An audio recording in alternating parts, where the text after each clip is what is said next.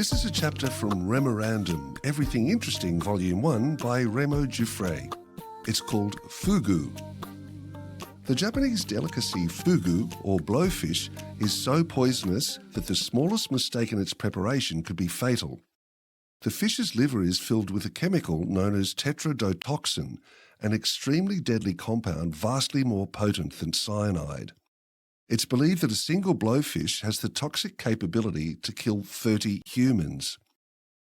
Death usually comes from respiratory failure between 30 minutes and 4 hours after eating the poisonous fish, and there is no known antidote. Yikes! Fugu preparation is an art in itself.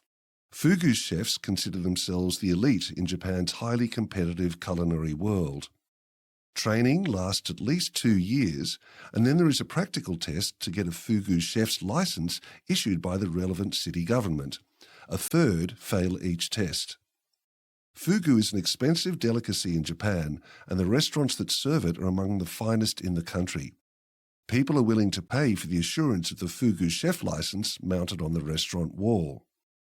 In the preparation, the first thing that happens to the typically live fugu is a blunt blow to the head to kill it, followed by the removal of the brain and eyes.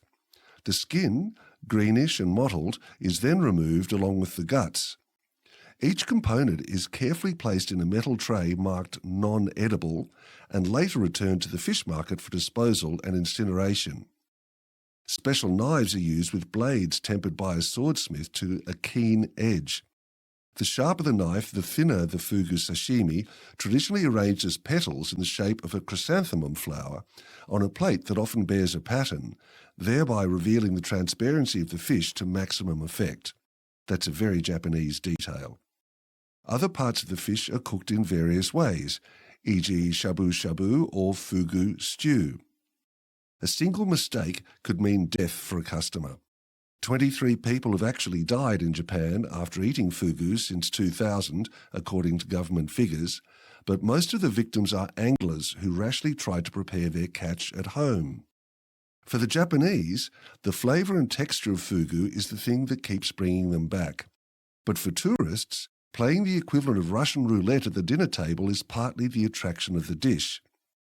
Although likely apocryphal, it has also been said that some chefs will intentionally leave a trace of toxin in the flesh, just enough to bring a tingling to the lips, a cautionary reminder of our transience on Earth. Memento mori. James Bond nearly dies a fugu death at the end of Ian Fleming's 1957 novel From Russia with Love, when it's administered by a kick from a boot with a hidden blade and he crumples to the floor. In Dr. No, published the following year, it's determined that the mysterious substance was fugu poison. All eating is an act of trust. When you eat fugu, it's just that the stakes are higher. This chapter features in REMORANDOM Everything Interesting Volume 1 by REMO Giuffré. This series of books is available at remorandom.com.